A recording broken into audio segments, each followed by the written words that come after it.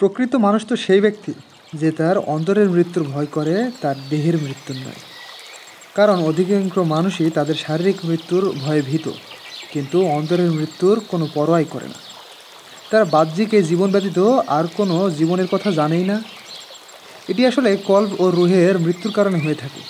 কেননা বাহ্যিক এই জীবন আসলে ক্ষণস্থায়ী কোনো ছায়ার মতো, অথবা দ্রুত শুকিয়ে যাওয়া কোনো ঘাসের মতো, কিংবা ঘুমের ঘোরে দেখা আপাত সত্য কোনো স্বপ্নের মতো। ঘুম ভেঙে গেলে পরে এই উপলব্ধি হয় যে এর সবই ছিল কল্পনা। যেমন উমর ইবনুল খাত্তাব রাদিয়াল্লাহু আনহু বলেছেন, যদি কোনো ব্যক্তিকে পার্থিব এই দুনিয়ার শুরু থেকে শেষ সব কিছু দিয়ে দেওয়া হয়, অতঃপর মৃত্যু এসে তার কাছে উপস্থিত হয়, তাহলে তার অবস্থা হবে সেই ঘুমন্ত ব্যক্তির মতো যে স্বপ্নে আনন্দদায়ক অনেক কিছু দেখে, এরপর জেগে উঠে দেখে তার হাতে কিছুই নেই। কেউ কেউ বলেছেন মৃত্যু দুই প্রকার, স্বেচ্ছায় মৃত্যু এবং স্বাভাবিক মৃত্যু।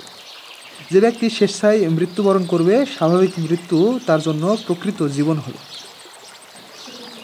এর ব্যাখ্যা হলো, স্বেচ্ছায় মৃত্যুবরণ করার মানে হচ্ছে খাহেসাত ও প্রবৃত্তির চাহিদাকে দমিয়ে রাখা, এর জ্বলন্ত আগুনকে নিভিয়ে দেওয়া এবং এর ধ্বংসাত্মক উত্তেজনাকে শান্ত করা।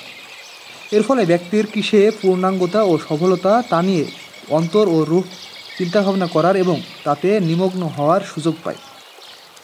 তখন সে উপলব্ধি করতে পারে যে দুনিয়ার এই ক্ষণস্থায়ী ছায়াকে চিরস্থায়ী সুখ শান্তির ওপর প্রাধান্য দেওয়া সর্বোচ্চ ক্ষতির কারণ।